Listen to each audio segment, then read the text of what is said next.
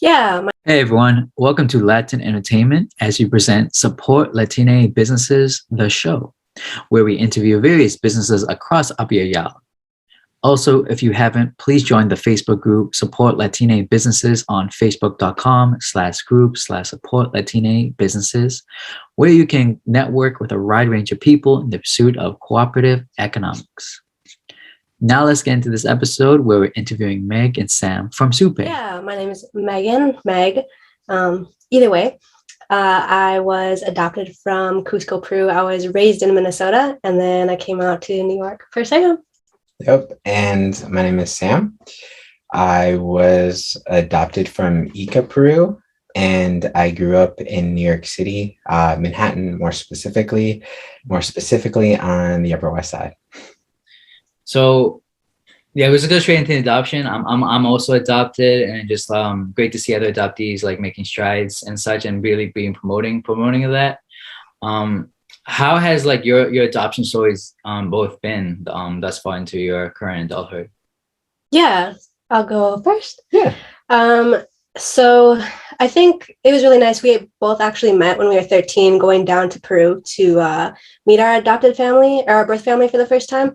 And so that was like a really big journey. And I think that kind of pivoted on, adulthood. And me, I was stayed in contact with my birth family.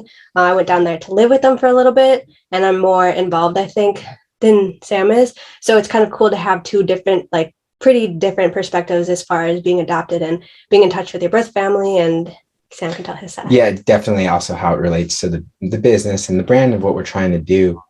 Adopted by a single mom from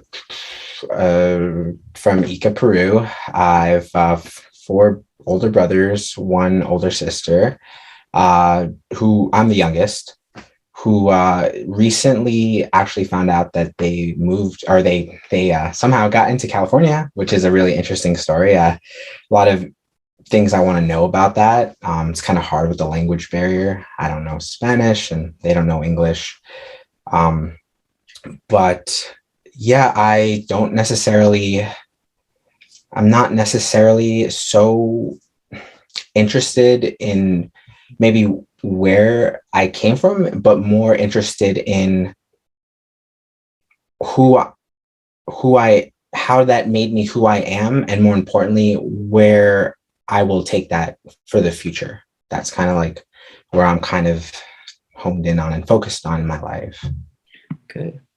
And so what is the name and purpose of this business you have and all the products that you're selling? Yeah, so the name was SUPAY. I'm a really passionate musician, and during high school I kind of grew into loving metal, and I was always searching for bands, and that kind of catapulted me to play in a wide variety of bands. But more recently, towards the end of that phase of my life, I had this really cool band that I really enjoyed playing in, and they were really interested in making merch, as well as seeing other merchandise in the community of bands that we would play for. And I felt that was a huge part of who I wanted to be at the time, which was really, how can I identify myself and be different than everybody else? And what better way would it be to have like cool customized merch that I would envision and make? And so that kind of catapulted me into starting the brand, SUPAY.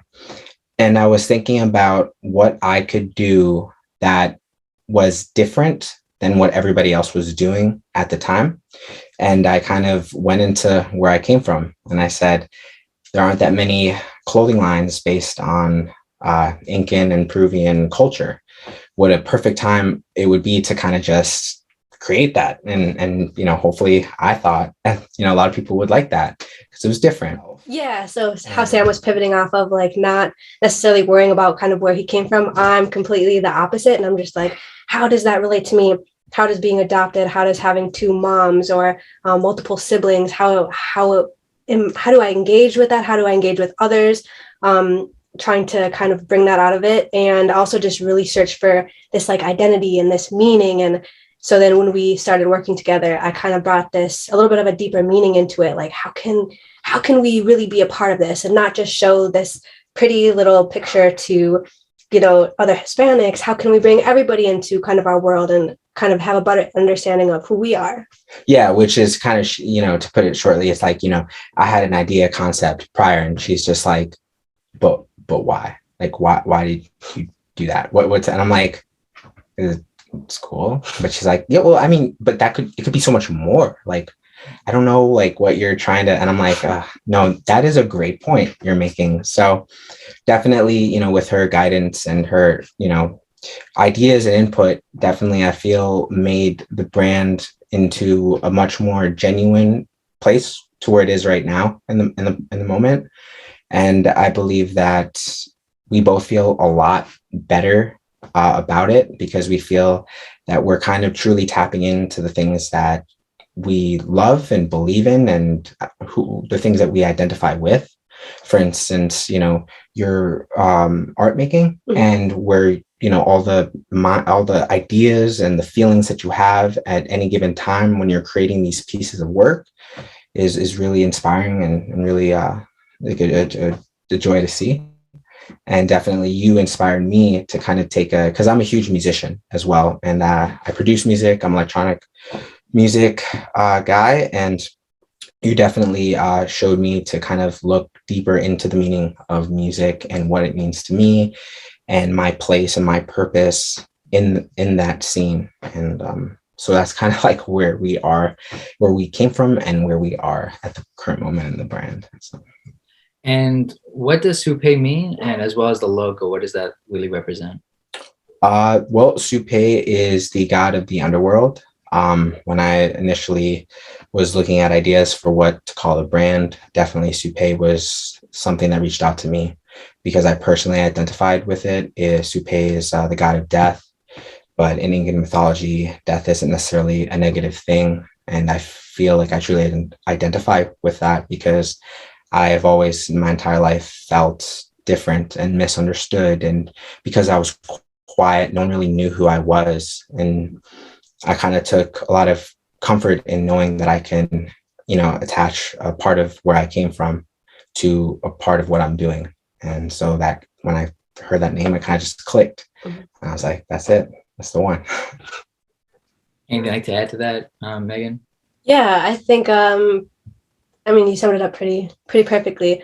I like the kind of version of being like a misfit, because I think my whole life, not getting along with like Hispanics or Latino, not being able to speak Spanish, really rebelling against everything that those cultures kind of brought to the table, because I had white parents, and just being so unsure with everything, always feeling like a misfit, but constantly trying to force myself to fit in.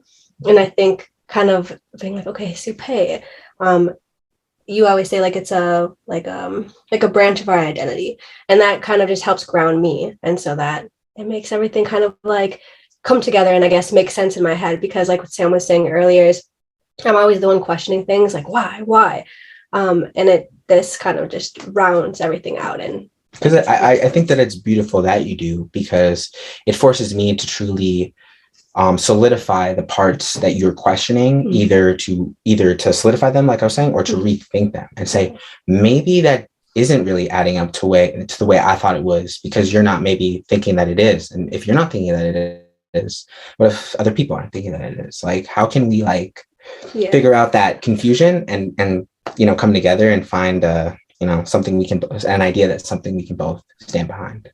Yeah. So, it's a constant roller coaster ride. Yes. Amongst all your years working on this business, what are some moments of success or accomplishments that you've encountered? I think recently it's been really cool to kind of take it from a clothing brand. I mean, we're still doing clothing too. We're just kind of like pausing that for a minute. And I started doing a lot of collaging. And I think the coolest thing is thinking back to when I was a kid and just absolutely loving tearing apart magazines and putting things together in colors and words and just making this beautiful picture. And I remember hearing like teachers or, people I look up to, and they're like, well, you can't really do anything with art. You can't really, you have to pick something. You have to pick something to do. And I remember even having an art teacher in high school saying like, I'm never going to make it into art college, and then getting into art college and people saying, you're never going to get a job being a graphic designer. and just kind of this constant progression. And even now, I think the coolest thing is people reaching out, just saying, hey, like, thank you so much for sharing your art. Thank you for sharing with the world. And like, I can understand whether it's like adoptees or other people who can kind of relate to our story, or people who just don't and are just really interested in learning. I think those moments of like clarity really come in when people can relate to you. What are some areas of growth that you had to encounter, or some ways where you've met some setbacks you've learned from? I guess as you were talking just now, I was thinking about where we wanted, how we kind of, the audience that we wanted to kind of focus on.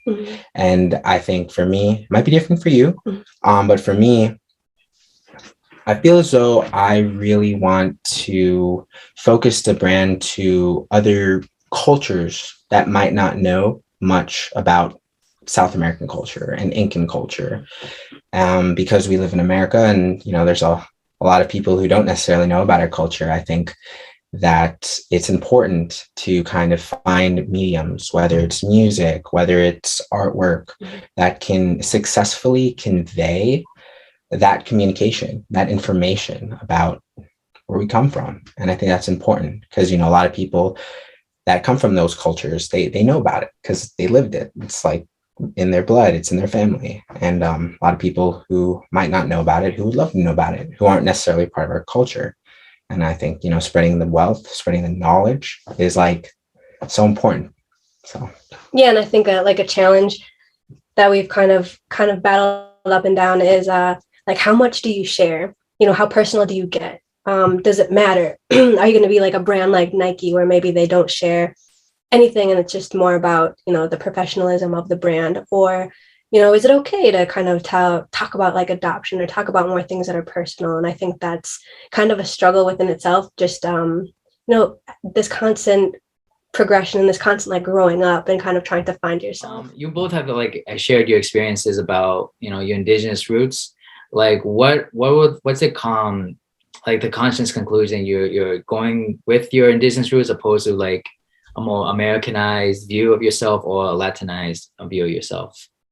I think we're kind of polar opposites when it comes to that. I think because I'm maybe because this could be just an opinion, but because maybe I'm more in contact with my family, and I have a sister, 2 sisters and a brother and niece and nephew, and constantly kind of like trying to kind of, I don't know if I want to say fit in, but kind of trying to still have somewhat of a connection and try to bring that into my like Americanized life, and still kind of keep somewhat of a tradition and just kind of balance the American traditions, the Peruvian traditions, because I still want to be involved. I still want to not count myself out, I suppose. And it's a bit different for Sam. Yeah, I definitely feel more closely towards my, American heritage of how I was brought up. I give all the love and respect and to the family who was able to, conceive me and was able to get me to a place where I was able to go to another environment and thrive and have a really wonderful childhood and great group of friends and great, educational experiences. And I wouldn't give it up for the world. I am so in debt and so loyal and so thankful for the family that I was, given to, blessed with, you know what I mean? And so I guess I'm not more interested, but I guess my priority is, how can I take the family culture that I was raised in and continue that down the line of, my children and hopefully their children. Because I guess my theory behind that is, obviously, there's always flaws with that, but my theory behind that is, is that I have 4 older brothers, who I feel as though can continue on that aspect of our family line in terms of teaching them, creating that family dynamic. And that's a beautiful thing too. And because it allows me to be able to focus in on my family, like, the family where I was born into or raised into, And I think that that's really, truly important to me. Yeah. So SUPAY is more than just a apparel line. It's also a podcast. And looking at the titles, very interesting. Definitely going to check a lot of these out. Which of these episodes are your favorite and why? I think the beginning ones, because of how scary it was and because of how real and emotional and raw it was. It's really hard to see yourself. You know, you look back on these videos and like, oh God, somebody didn't tell me like I had like makeup all over my face and it was all wrong. Or you hear yourself and you sound weird kind of, and it's uncomfortable. And I think we took a break in February because it just became way too much. The editing, the me just being self-conscious, the kind of questioning, like, are we only talking to adoptees? Like, what are we doing kind of thing? And it just kind of really kind of put a halt on a few things. And just, like I said, I'm constantly questioning things. But I think, yeah, the beginning ones are really cool. And I think we just started doing some more. And I love them too, because we're just a little bit more laid back and we're not necessarily worried about if we look perfect or if we sound amazing. We, like I said earlier, we have a puppy who's about 7 months old and he's constantly running around. And so in our new, like, as we start and begin another series, I suppose, of these podcasts, we're just kind of like, all right, we're just going to kind of put it all on the line. And if you hear him in the background, I'm not going to edit it out. And if something falls over or I don't know, anything random or weird happens, it's just going to all be in there because I think it lightens the load. Yeah. And I think it just speaks more truly, like you're just talking, I'm more of a fan of like the stuff that we're going to come out with and that we have recorded it and we're going to upload, because I believe that it kind of, I think it shines more of a truer version of who we are. Mm-hmm. I think the earlier adaptations of the podcast were about adoption and our story revolving that. Mm-hmm. But I think that these new podcasts that we're making are more real to us, because the reality is that, you know, we're adopted and our whole lives are our adoption story. It's not like, you know, our adoption story, this is how I feel about it. It oozes into everything that we do. Mm-hmm. And talking about our interests and what we care about and what we love about is by extension, I believe, talking about our adoption life. And so now, what are your thoughts on cooperative economics, and then how can this strategy support, I guess, the indigenous community? Ooh. I like the idea of it. I definitely think that it's specifically now, I guess, what we have in America. I don't know. I feel like there's a lot of things we could do better. I don't know. Maybe my history knowledge is a little bit rusty, but I don't know if there was ever like a government that enacted that kind of way of economics, or but in theory, you know, I like the sound of that. You know, everybody kind of doing their part and in return getting stuff that they need to continue to do their part.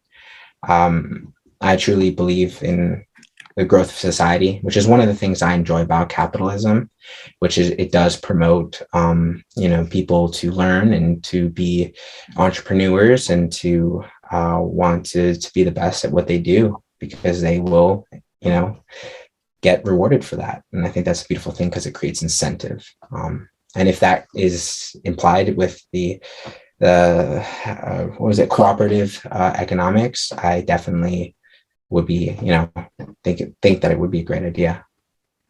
And Megan? Yeah, as long as it shows, it's hard, right? Because I think something we were talking about earlier is it's hard to have everybody on a even playing field, right? Because if you have everybody even all the time, then there's not going to be room for those, like, these ideas, you know, these big ideas, these, like what we were talking about earlier was like Elon Musk, like you think big, and it just doesn't have room to grow. So I think as long as it's promoting that and it's constantly like showing growth, and like if it's like I think you were talking about earlier, is if it's I forgot exactly what you were saying, like how. Yeah, if it leaves the window open for society to progress and move forward in in the world in time, right? Like, you have your mathematicians, you have your inventors who are incentivized to create things, because then they'll be able to, get their patents, get, their what's it called when you bless somebody with accomplishments, like rewards or whatever. Because I guess when you think about, like, I guess the thing I can draw to was communist Russia, right? The idea of communism was a beautiful thing, right? Everybody pitching their part for the greater good of the state. And, everybody's treated equally. So there's no unfairness, there's no biasness, because there's one agenda, and that's to, make the country, Mother Russia, great and as best as it can be. But in practicality, it obviously didn't really do that, because it limited everybody. Everybody was on the same playing field. And so, I mean, we all know what happened to the USSR. So, yeah, I definitely know what you were saying. Yeah, like, it's just, as long as it always promotes growth and doesn't kind of have this stagnant feel of, nobody can be any better than anybody else. I think that you can be more skilled in certain areas than other people, and that it's okay. I don't feel that anybody should be looked down on because they're not as gifted as somebody else. I would love a society where everybody is always, being each other's cheerleaders and rooting for them to succeed and finding a place for them. I think that's the most important part. And so now, what advice would you like to share with young entrepreneurs on Abya Well, I guess my advice would be to be yourself, to stick to your beliefs, and not necessarily be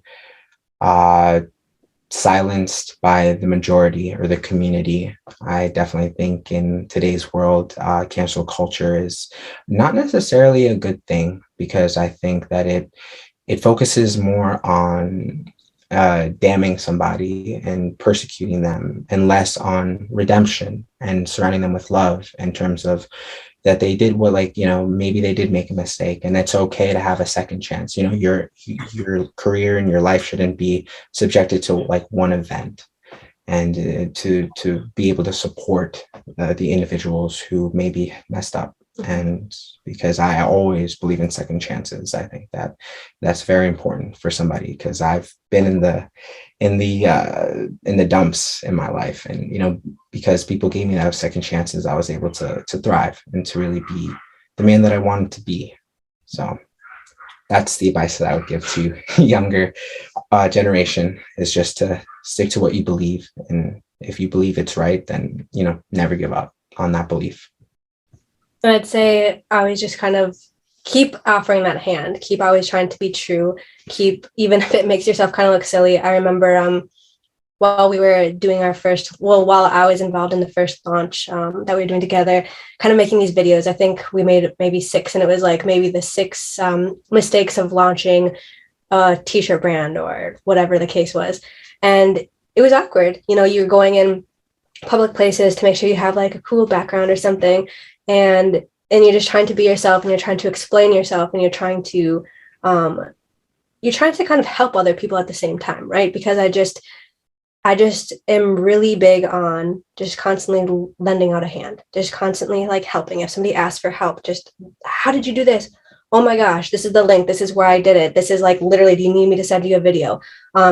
I'd say always do that, and not forget kind of the people who you were brought up with, the people who helped you when you needed a hand. And then just the constantly giving back, I think. And what is the best way to contact you or purchase your t-shirts or any of the sorts? Right now, we are still developing a new website. It should be done probably by the end of this week. And that's lovesupay.com. And our Instagram handle is, I think it's love.supay. No, it's just lovesupay, LOVESUPAY. We post a lot of things on there. That would probably be the best way to contact us if you have any questions or anything, really. Yeah, and we have a link tree up there, so you can look at the prints and some of our posts and things like that. Yeah, definitely let me know when the website's up and running, because I love that t-shirt you got on. Like, oh yeah. Yep, that's collaboration with another brand, Active Variable. This t-shirt was inspired by the future and in terms of gaming and where we're going. Because I think me and you, or me speaking, I love the idea of get this picture, Incan civilization in 2021, like future, like Blade Runner 2049, like that kind of mystique, like Apocalypto meets Blade Runner, like that kind of vibe. So this shirt was inspired by that, very gamer, very kind of sporty idea. So yeah. Awesome. And so now for our last part is like your últimas palabras. Just a close with a 1-minute promotional speech about your brand, your business, and so forth. 1-minute promotional speech. Well, I guess SUPAY is a brand that focuses on where we come from, our roots, and focuses on the future of where those roots might take us. And we have things for sale, artwork, music that are all extensions of what our view of that might be. And I think that as a brand, we are looking towards the future with the ideas of our roots. So I think that it's a little bit of a mouthful, but This is my. You can feel free to message us and reach out to us if you have any questions, and we're more than happy to talk to you and answer. Thank you, Megan and Sam, for sharing and joining us today. For everyone at home, again, make sure you follow Love SUPAY and check out their website on lovesupay.com. Also, make sure you follow us on social media at Latin_entertainment and check us out on all our platforms from Anchor, Spotify, Apple Music, and YouTube. And get ready for our next episode next week. Until then, support Latine businesses.